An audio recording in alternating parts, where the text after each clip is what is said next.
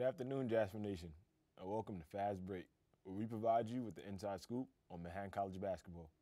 I'm your host, Tyler Wilson. We're going to start off today's segment with an exclusive player profile on the Jasper's very own Rich Williams. You may know the 6'5" shooting guard is number 23, but there is much more to the Brooklyn native.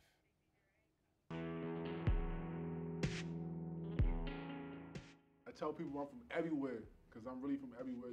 Rich Williams moved from Jamaica to Los Angeles, California at the age of 2. During this time frame, he had no basketball aspirations. Basketball wasn't even a thought growing up. Grew up in Los Angeles, riding skateboards, riding bikes. It was my favorite hobbies to do.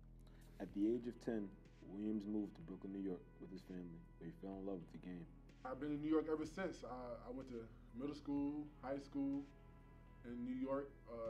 By the time I was a senior, I had to get better grades in order to become a Division I athlete, so I ended up going to Vermont Academy. So I went to the academy for 1 year, then I ended up in Manhattan. So like I said, I'm from everywhere. Jamaica, Los Angeles, New York, Vermont. The move to Vermont worked in Williams' favor as he received multiple offers to play Division I basketball after attending the academy. In high school, Williams found a mentor and teammate Ramel Brown, who ended up playing for the Jaspers from 2009 to 2013. Seeing Brown develop as a person through being a part of the Manhattan men's basketball program inspired Williams to become a Jasper and make the same kind of improvements in his own life. One of the former players here, Ramel Brown, was my teammate in high school at Transit Tech. I remember just coming to the games, still in high school as a junior, and I would see Ramel, how much he's developed, not only on the basketball court, but as a person overall. And coming from where we come from in Brooklyn, to see that change in him was like a discipline I needed. After falling short of winning his third MAC championship in 3 years, Williams was determined to bring the Jaspers back to the NCAA tournament in his 2016-2017 senior season. 8 days before the Jaspers were to tip off, however, Williams received heartbreaking news that would take him off the court for the entire season. He tore his meniscus and was forced to watch his team from the sidelines. While this was a difficult time for Williams, he did learn a lot from this setback. I witnessed Samson Usillo, a person on my team, he came in as a freshman. He wasn't able to play for 2 years due to injury. So I saw how he suffered. But personally experiencing it, it hurt me so much because something you love so much can be gone from you in an instant. Williams is back on the court feeling better than ever, and he's extremely confident that this last season will be his best.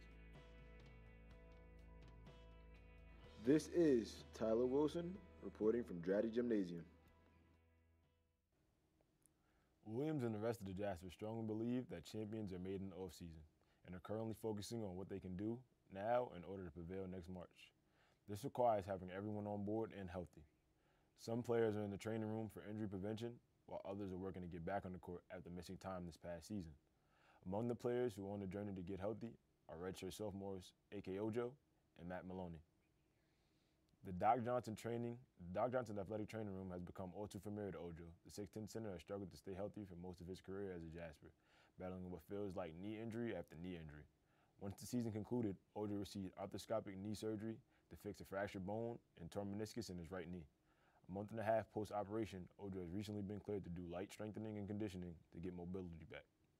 He's on track to be back out on the court late summer and is determined to be 100% by the time the season begins in November.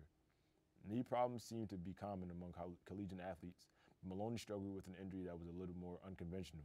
The guard received double hip surgery, his left being done in the spring of 2016 and the right being done in the late summer. Maloney is back lifting and playing with no restrictions, but is still on the road to making a full recovery. It's no secret that this past season was nothing short of a disappointment for the Jaspers. After winning back-to-back titles in 2014 and 2015, they have become accustomed to the championship culture and expect nothing less from themselves. Getting back to the NCAA tournament will require the team to improve in every aspect, including in the weight room. After a season that was not up to the team's expectations, head coach Steve Masiello knew that an aspect that needed to be improved was in the weight room. He looked to his head strength and conditioning coordinator, Patrick Dolan, to get the program back where it needed to be in terms of strength, agility, and mental toughness. Obviously, after last year, this past season, Coach Masiello and I had to sit down right after and just kind of figure out where the whole team needed to move. And first things, you know, being first and foremost is kind of your environment and your training culture.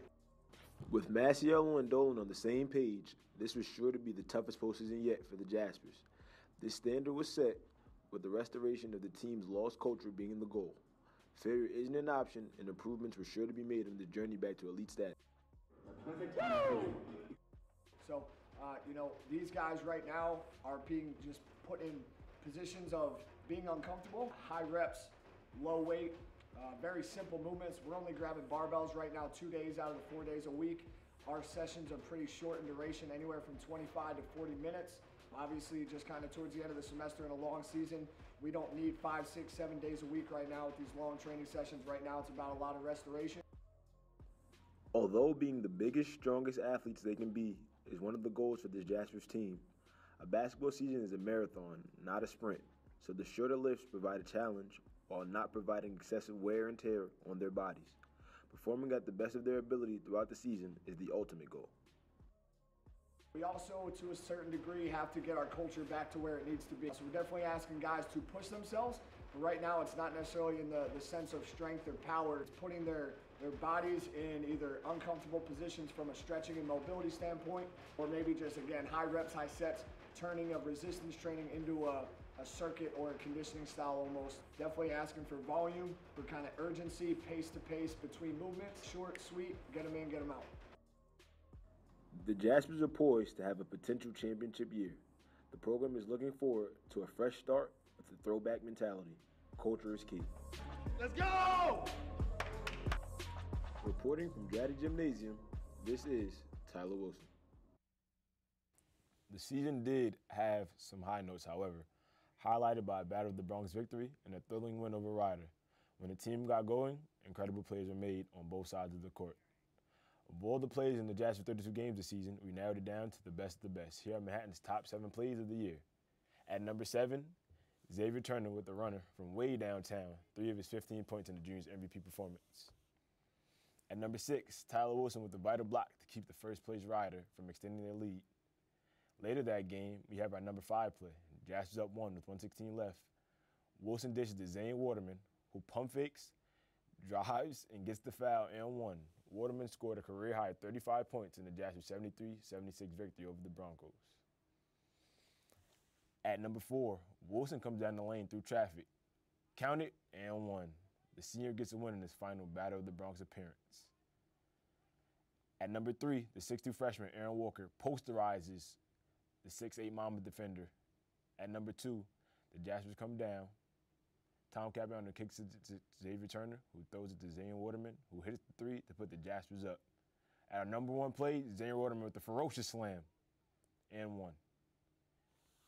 There you have it, the Jaspers' top 7 plays of the season. That's it for today's edition of Fast Break.